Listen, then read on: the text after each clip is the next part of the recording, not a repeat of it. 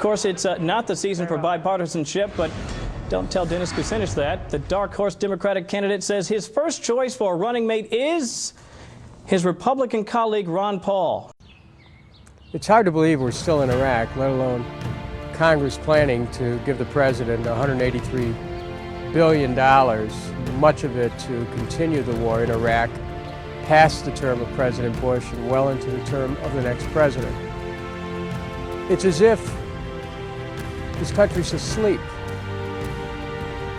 It's as if we've forgotten that the war has been based on lies.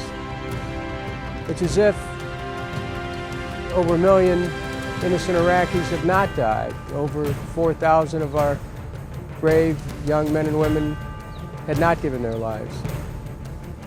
It's as if we aren't borrowing money from China and other countries to continue to prosecute this war.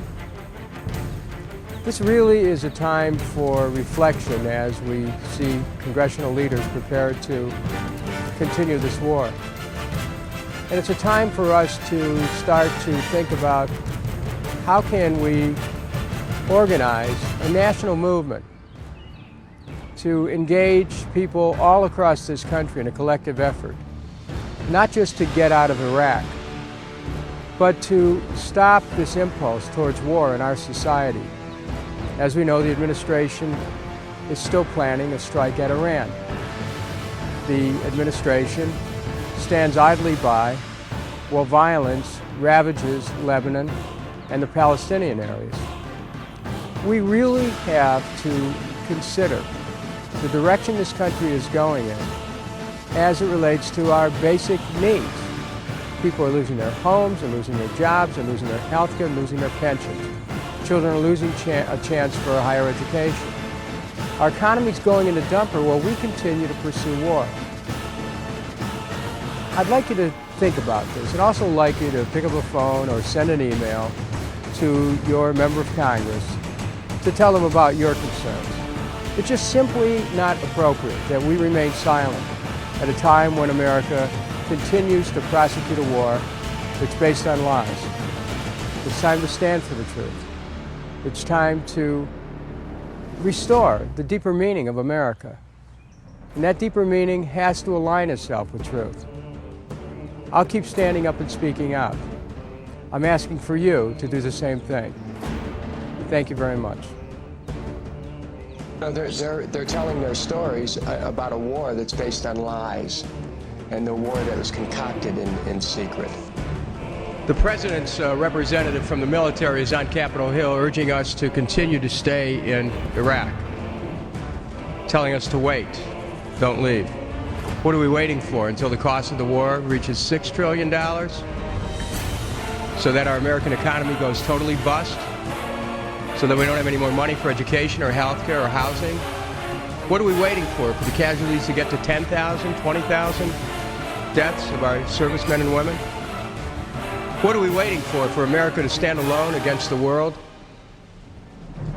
It's time that we take a new direction. It's time that Congress regained its rightful role as a co-equal branch of government. It's not appropriate for leaders in Congress to say, well, it's the administration's fault that the war continues, when in fact we have the authority to cut off funds. Congress must take a strong stand and say no more funding, end the war, stop the occupation, close the bases, bring the troops home, and stop trying to control the oil of Iraq. Iraq did not attack us. Iraq did not have weapons of mass destruction. Iraq didn't have the intention of attacking us or the capability. It had nothing to do with 9/11 or Al-Qaeda's role in 9/11. We really have to stand for the truth. He lied. The president lied. They should both be subject to removal from office. That war has resulted in the deaths of almost 3,000 American troops, of over 1 million innocent Iraqis. If that isn't a cause for impeachment, I don't know why impeachment's in the Constitution, except to restrain the abuse of executive power, and that's why the founders put it in there. And wait, one other thing. And also, they're talking about attacking Iran. And the fact of the matter is that planning an attack on another nation is a violation of international law. We could talk about the transfer of wealth, which is a lot of the discussions that go on. This whole government's an engine to transfer the wealth of the country upwards. We have to recognize it. If there's one engine that's transferring the wealth upwards with great acceleration, it's the war. Because this war would be as if every American family took out a checkbook and wrote out a check already for $16,000 handed over to the government. Already, it's cost each family in this country $16,000. And if we continue this war, if you read Joseph Stiglitz, the Nobel Prize-winning economist, the war is going to cost $3 trillion, and by the time we get over, it'll be upwards of $5 trillion. Let's talk about how this budget is being used to accelerate the wealth of the nation upwards, and it's the progressive budget, which offers an alternative which says, end the war, stop funding the war, stop funding wasteful military spending. We want a secure nation, but we cannot secure our nation with lies. The war is based on lies. We're on the 5th anniversary of this war. We went into war based on lies at a cost of $3 trillion now, 4,000 of our troops, 1 million innocent Iraqis, the morality of the United States, our position in the world, all under attack because the truth wasn't told. Lies are weapons of mass destruction. The occupation is fueling the insurgency. In 2003, I put forth a plan to get out of Iraq. I'm actually the only one on the stage who voted against the war, voted against funding the war 100% of the time, and also who has a plan to bring the troops home, and they should be brought home now. And let me tell you something, the Democrats in Congress have not done the right thing for the American people. They should tell President Bush, we're not going to give you another dime. We're not putting a bill on the floor. Bring them home now.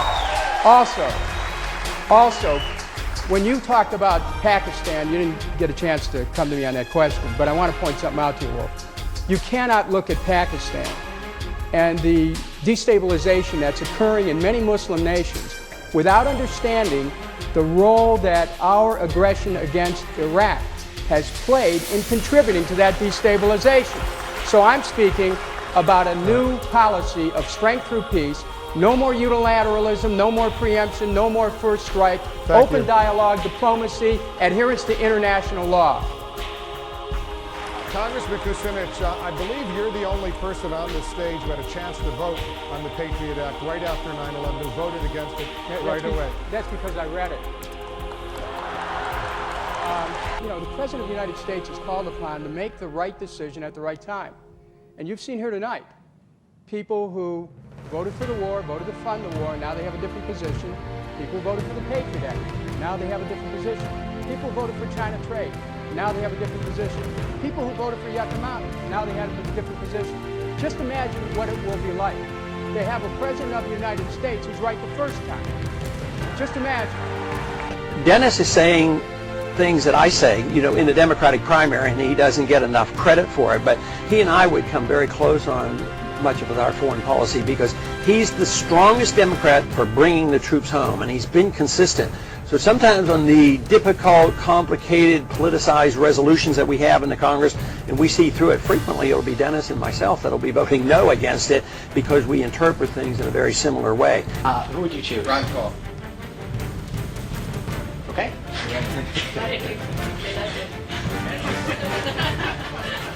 Actually, that question came up earlier, where people asked me, what kind of a person would I like for a running mate? They didn't say Democrat or Republican, they just assumed I'd be saying a Democrat, okay?